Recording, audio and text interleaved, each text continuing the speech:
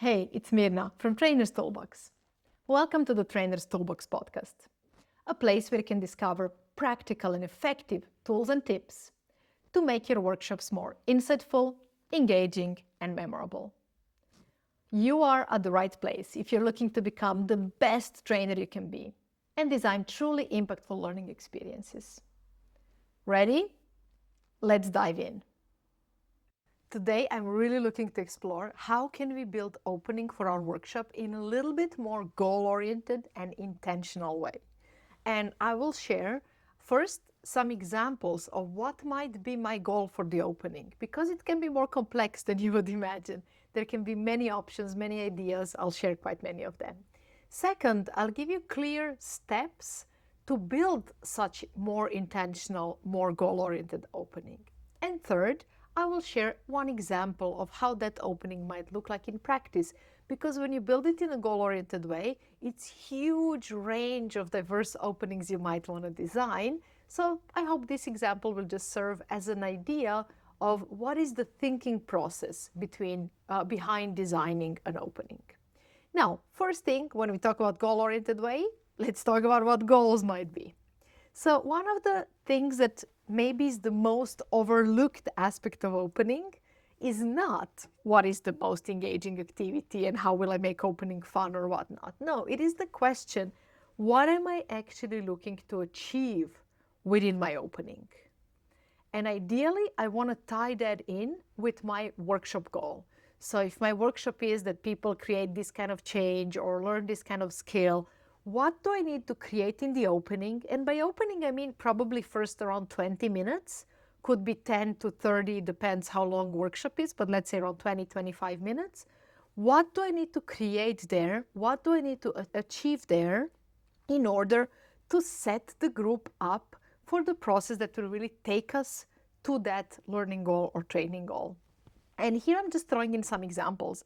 It might be that I want to create engagement right from the beginning, that I want to get their attention. Maybe I want to create sense of connection within the group, because maybe they'll need to share quite deeply for my specific process. Maybe I want to build credibility in the process or in myself as a trainer, or maybe I want to make them motivated. Don't worry about these. This is not a final list. These are just some random thrown examples. I share a bit longer list in a bit and explain them a little bit deeper, what I usually seek to achieve within my opening. But just the important thing that I really want to underline is I want to know what is this opening about. What am I looking to achieve here? What is the main important thing about it? And one thing that I do not want to overlook within that opening is also what is their mental and emotional state that I want to build with my opening. And I think that's one of the things that, okay, we kind of include it naturally a bit, but we don't always think enough in intentional enough way. What is the best emotional state for them to start this workshop? What is best emotional state for them to actually, integrate the things that we are learning today? Where do I want to have them start?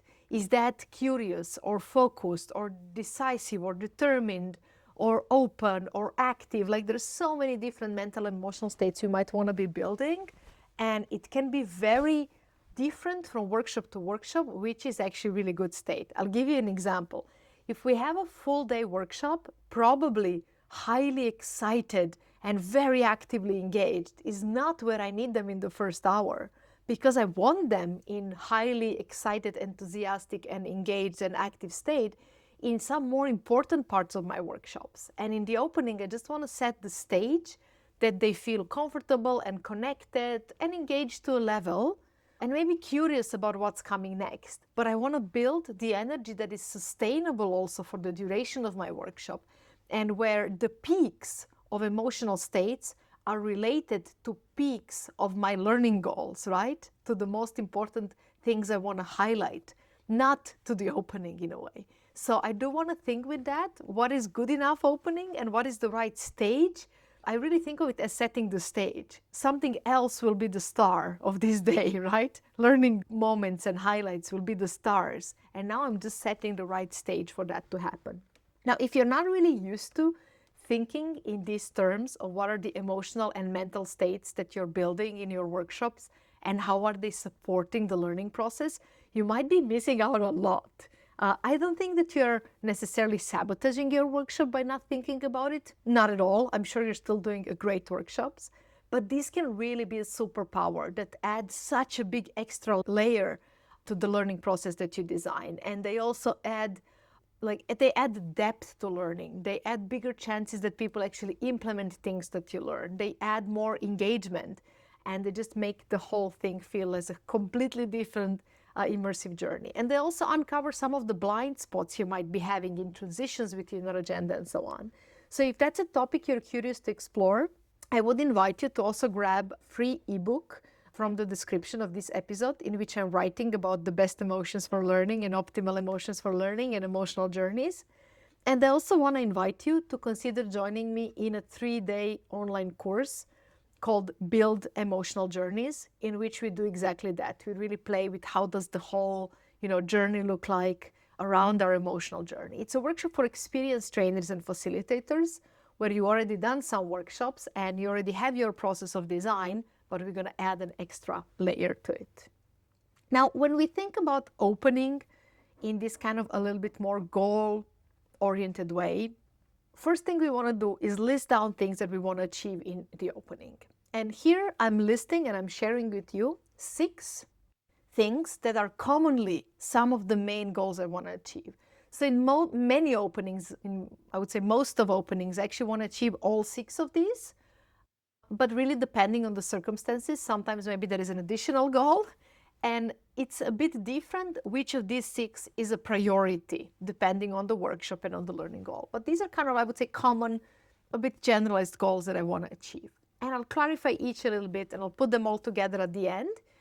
And I also want to invite you, you can also download the handout from the episode, where you can see all of them listed in case you want to still reflect on them a bit or adapt them for your own workshop. Now, first goal I want to build within my opening is I want to build motivation for the workshop. That doesn't necessarily mean super high energy, but it does mean that I want to have people interested in what's next and motivated to actually actively engage with this group and with me and with the learning process that's ahead of us. And how I do that can vary a lot, but very often I will rely a lot on communicating a lot about relevance of things in this workshop right at the beginning, and seeking to share some value already really early in the process, some insight or something that's useful for them. And I'm also looking to connect them with the group and build motivation through that, although that's a bit separate topic as well. So my first goal is motivation, motivate them to actually get engaged. My second goal, very often, not always, but very often, is connection. Connection, and I would say safety as part of that connection. Connection with the group, for me, can look very different, or connection within the group can look very different depending on what the workshop or the process is. I'll give you an example. I'm doing live design 3 hours long online workshop. In that one, it's fairly individual process and people are there to work on their individual goals. So I do seek in the opening to connect them a little bit so they would feel they're in the right place and a bit of sense of belonging. And so they would be relaxed enough to share any concerns if they get stuck within their process. And also, so they would be a little bit curious about others and maybe exchange some ideas. But because process is primarily individual, I'm not looking to build very deep connection and interest in others. I want them to focus on themselves, right? So I'm not building this very deep and comprehensive sharing, but more like just slight openness and feeling safe and relaxed in this group and feeling like they belong, but without the need to really connect and share and so on. On the other hand, some of the programs I'm doing, for example, Trainers Conversations, the online community of trainers that goes throughout the whole year, or My Remarkable Year, which is a year-long, sort of like a mastermind to work on everybody's well-being and goals. In these programs, we have a monthly call, so 12 times throughout the year, and people really share about how are they doing on their goals or maybe on their workshop design in Trainers Conversations, and what struggles they might be having or what challenges. And for that, I really want them to feel safe and connected and valued by others, and that they value others and that they're interested in their goals and what's going on for them. Because if that doesn't happen and somebody needs to share at some call a bit more extensively or ask for opinions or support of others, or they tell us a bit longer story about some of their goals, others will get bored. But if they're actually invested and connected and they want to support each other, on one side they will get more sense of support, which in this kind of continuous program is super important.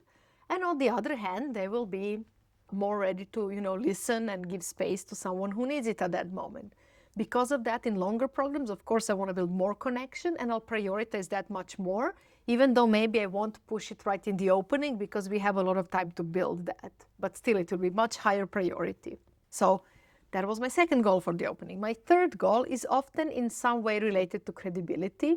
Very often, I don't take this as my personal credibility as a trainer. I often don't even share about me at all at the beginning of the workshop. They signed up, they already know what I'm doing, no need to take up space. But I do want them to be comfortable and confident into the process. So this goal of credibility, for me, it's more like that they're relaxed and that they believe this will be valuable investment of their time. So that means some sort of managing expectations, and on one side, having a smooth opening where they feel comfortable and everything is going smoothly so they can relax and they feel confidence into the process. And on the other side, already bringing in some value and giving clarity and clear expectations of what's next. So credibility, I will often build more through how I build the process and which information I choose to share early than by talking about me or talking about benefits of the program and so on. This, again, will be very different from program to program. Sometimes maybe I'll want to speak into my credibility much more because maybe people didn't sign up for this and maybe they're skeptical towards the topic. So maybe then I will not take much more time to talk about it, but I will put my strengths or background or expertise much more forward. But that is quite rare. I'm really intentional about is that needed or not, and I will not take up that space if I don't feel it's bringing in more value. But I happily will if I feel it is necessary. So again, I want to think about credibility really with this why mindset. Why would I do something? Why would I present myself in some way? Why would I present some parts of the program, and in which way, and how am I building that credibility? My goal number 4, I have 6 for the opening, is to build some level of interactivity and or engagement. This one is maybe the most dependent on what the group is and what the context is and what the workshop goals are. But if I'm going to have a workshop which is interactive, which I almost always do, unless if it's webinar for 100 people, then it's not highly interactive. But if it's workshop or webinar for less people, it's going to be quite interactive. And if I expect people to interact, especially in virtual space, but in any space, I know I need to build interactive elements already in the opening and as early as possible. So if this workshop will be interactive, opening will be interactive. If opening is me reciting my credentials and agenda and maybe even the goal for the workshops and all these, but they don't have to actively engage, I have much lower chances they will fully actively engage later. Goal number 5 is also I want to understand them better. So from some in opening, they'll also have some interactive bit where they'll be sharing something about themselves, and that's more in order to prime them in a certain emotion and to have them connect with each other and so on and so on. But that is also, so I would see how are they showing up. Are they in chatty mood? Are they in more closed mood? Are they in more, skeptical mood? Are they tired? Are they, what is their background and relation to this topic? This is something I'm going to pay careful attention and really observe whatever I'm doing in the opening, what are they doing and how are they showing up? And through that, I'll try to understand what do they need from me to go through this learning process well. I cannot underline this one enough, hugely important. In the opening, my focus needs to be on them hugely, them and their needs. Not necessarily to satisfy all their needs right away, although it's good to acknowledge some if you recognize them, so they would feel that, this will be useful for them, or, they'll have ownership of their process to a certain level, but I can also take care of these needs later and keep them in mind later. But opening is my great chance it's my first chance well, except need analysis, so my second chance to adapt to them more, to be more flexible, to listen. And then the last one, number 6, it's also the sense of arrival. Like, I really want them to have the sense of a beginning and a moment when they get actually present and grounded in space, and something that really marks it, this is the beginning, you know? And this can be at the beginning of the opening or at the end of the opening, either works, or somewhere in the middle, but there needs to be that distinct moment. We are starting, we are here. This is the first step, and we are leaving everything else behind. This is really important, especially if people have busy lives, they jump into a workshop, I don't know if it's an evening online workshop or even on somewhere live, but they're coming from somewhere else, or just coming from family and traffic or from work or anywhere else. We need to give them that small moment and a ritual for transition of some kind to really arrive. So I would love to invite you to reflect a little bit. Feel free to stop the video here, or you can download the handout after the video or the podcast that you're listening, and really reflect on this. What are your goals for your opening in general? Which of the 6 I shared resonate with you? Which ones resonate less? Which one would you reframe, add, deduct? And you can really start thinking about it in general, what matters to you in your openings, and what might be your blind spots for the moment. But also, then you can also think about specific goal for specific opening and how does it play in. Both of these reflections will have a lot of value to actually design better, more impactful, more intentional opening. I will drop the summary of all the 6 goals in the handout as well, but I just want to remind you quickly, for me, it's motivate them and show it's relevant, have them connect with each other and feel safe, bring in some level of credibility and confidence into the process, interactivity, open it early if it's going to be there, and then understanding them and listening them a little bit better, understanding their needs a little bit better, noticing who is in the room, how do they relate, and so on. And then finally marking that moment of arrival, kind of a ritual that marks a bit of a transition into this. Now, I wanted to also share with you 5 quick steps of how we can actually work on design of that opening. And they're fairly simple, but if you're missing some, do check and do add it to your process. First thing I want to do when I design an opening, is I want to have very clear goal for my workshop. Not the topic, but really goal. What are they going to be able to do? What are they going to feel? What are they going to know? What are they going to act on? What are they going to implement by end of the workshop?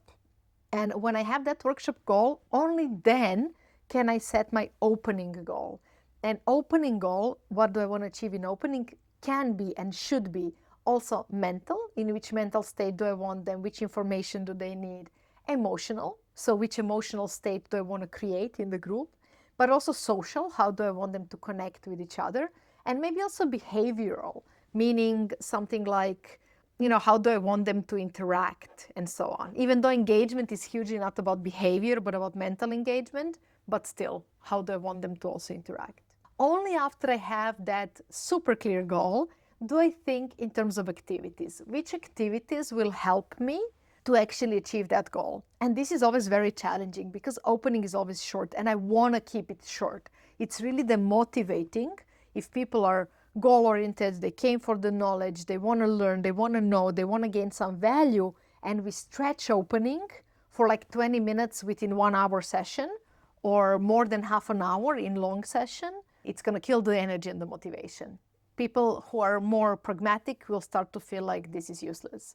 So I really want to keep it short, and that means making many compromises. What can be part of opening and what needs to go out, right?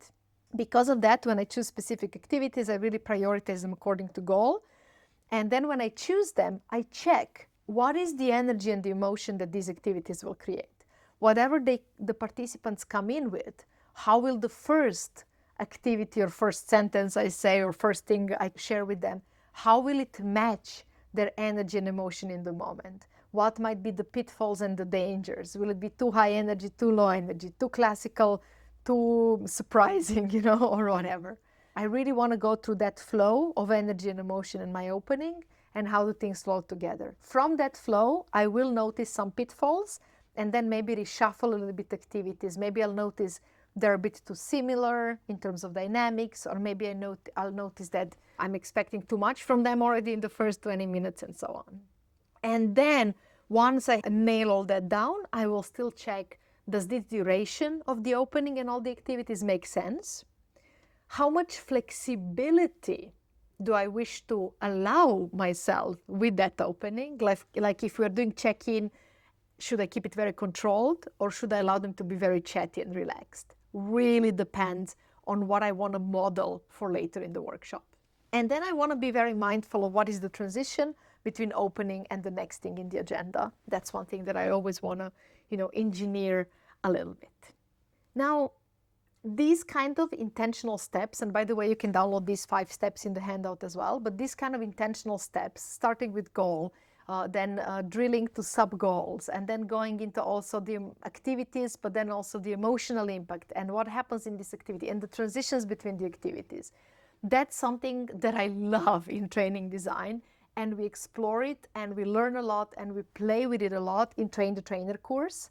So if you're looking to improve your training design or to kickstart with training design because maybe you never did it before, that is truly an amazing course for you to really build strong foundations and strong bases in training design, workshop design, course design, and delivery. I do invite you to check it out in the episode description or to connect, get in touch through LinkedIn or by replying to any of Trainer's Toolbox newsletters. And feel free to share any questions, concerns, or thoughts that maybe, this might be the right experience for you. As I'm very passionate about the topic of intentional training design, I'm preparing an episode on that topic as well. But, in a couple of weeks or months, we'll see, before end of the year for sure.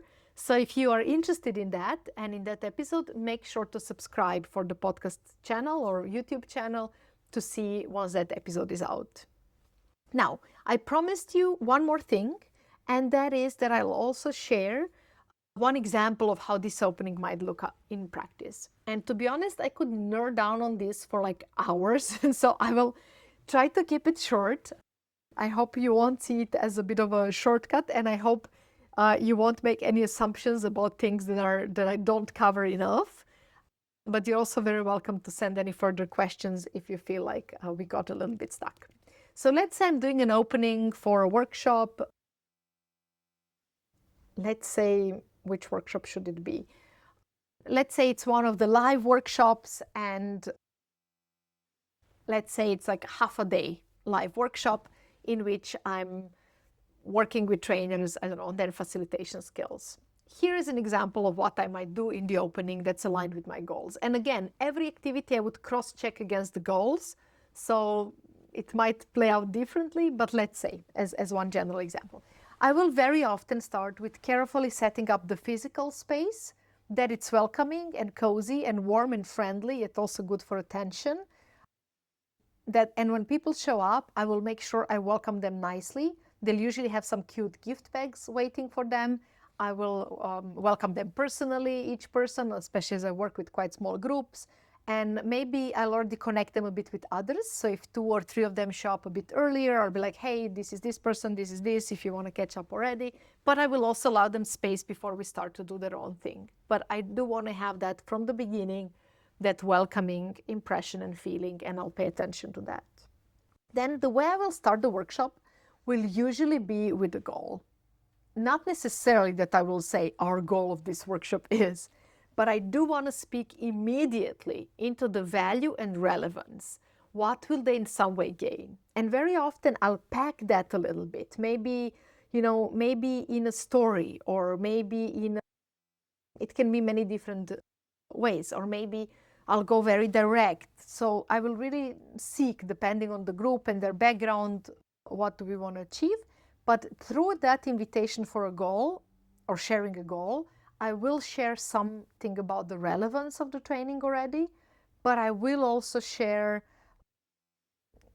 like which mindset am I inviting them in, like maybe I'll say something like, we will be really focused on practice and feedback. So feel free, feel ready to jump into the practice early and be very open and straightforward and brave in asking for feedback and sharing feedback, because this process is all about feedback and, fast-paced learning and so on. Maybe let's say, just as an example. So I'll give some sort of why and some sort of a little bit of expectation of what is ahead of us. Sometimes I'll give that before check-in, sometimes I'll give it after check-in. Depends how comfortable I consider the group to be, and depends how open I want them to share within check-in without bringing in any of the expectations yet. So often I'll do check-in first to keep it a bit more natural and keep it a bit more easygoing. Now, check-in is a topic in its own, which I could explore for a whole episode. But very briefly, in check-in, usually we'll just have a round of sharing where every person will share something. That's because I work with groups of 8 most often. If group is bigger, I'll consider different variations, but with a group of 8, we will all have a round. And I will ask them a question which will be very carefully crafted and goal-oriented. And often that question or 2 questions will have something about how do they feel. We want to know what do they need and what are they showing up with. So some part of the question, it can be in a very creative way, if you were a weather forecast today, what would you be or whatever, But in some way, I will ask them, how are they right now? And in some way, I'll ask them something that is really already about the topic. I want to already prime them or warm them up about the topic.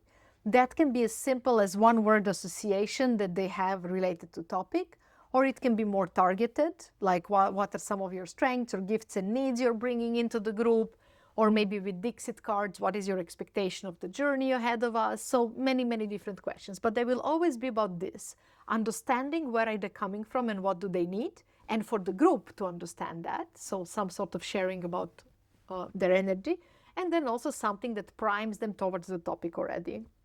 For the question, I want to make sure it's relevant. I want to make sure it's relatively unique, not super boring, but at the same time, something natural and relevant for the topic, not super quirky, nothing to do with the topic. It should also, in check-in, I also want to make sure that it's very positive, inviting, relaxed vibes to really show through my behavior what kind of space and communication we are doing here. So to really kind of introduce that and support the group in that sense. And also in the check-in, in a way, I also want to demonstrate a bit already how will things work for us today. So I'm very careful in the opening, not just what are we doing as activities, but how am I actually implicitly setting the rules for our communication? For example, if people have something to share, should they just jump in or should they wait for me to invite them in some way? Are we sharing in a quick, dynamic, concise way, or do we have very spacious process where everybody can share slowly?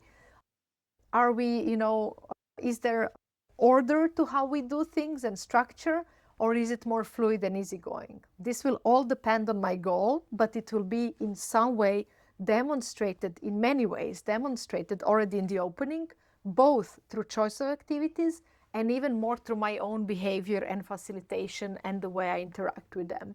This is huge. I cannot overestimate it enough. Really embodying what we're going to do. And then the last thing that I'm going to always cover in the opening is some sort of setting the expectations for what is ahead of us. I don't want to micromanage the agenda. I don't want to give them every hour and every detail. I don't want to overwhelm with details. I definitely want to be mindful of how boring logistics can be and think how to incorporate that.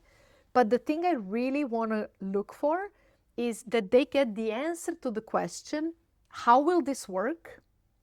And will this be relevant for them? That's 2 questions I want them to have answered very early in the opening. How will this work? And will this be relevant for me? And of course, I want the second to be very strong yes, that it's relevant already. And also, how will this work?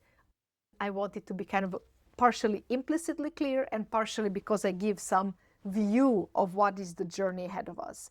I often want micro explain the agenda, but I will just give more of the view of the flow and the flavor of what we are doing. For example, day 1 is all about experimentation and feedback and practice and a lot of feedback, and day 2 is more reflective. Not saying this totally random, but let's say. Or maybe we will balance between a lot of interactive activities where we share and discuss and some reflective moments where we will have chance to integrate. Something like that. Maybe I'll name a couple of main topics, but I won't share agenda letter per letter and item per item, but much more in sense of clarity and expectation how the process will look like. So I kind of primed them a little bit into that mindset already, but also because clarity creates safety. And there I will also, in the opening, I will make sure we are totally clear on what are the implicit rules of how we're going to interact. Like if it's virtual, are we using chat or not? In which way can they step in? Are they expected to share something all the time or not? Like what are the rules of engagement? I will want to have that more in implicit way, but in virtual space, I will also call it out a bit more explicitly. And finally, I will seek within opening already or right after, but making opening fairly short, not for sure, not longer than 20 minutes, I will seek to launch into something relevant as early as possible. So I want to build that motivation and relevance in 3 ways. One way by giving goal right at the beginning. Why are we here? What is this going to be about? Number 2, by them hearing who else is in the group and what are they bringing in that's meaningful. And number 3, by sharing something about the process that will feel credible and sharing something relevant very early so they would actually feel like, oh, I'm gaining value already. This is where I'm kind of speaking to motivation. Now, if these podcast episodes were a bit longer, I would definitely nerd out much more about the topic of how do each of these activities actually relate to the 6 goals that I mentioned earlier. And I would invite you to also play more with which are your goals and how do different activities match.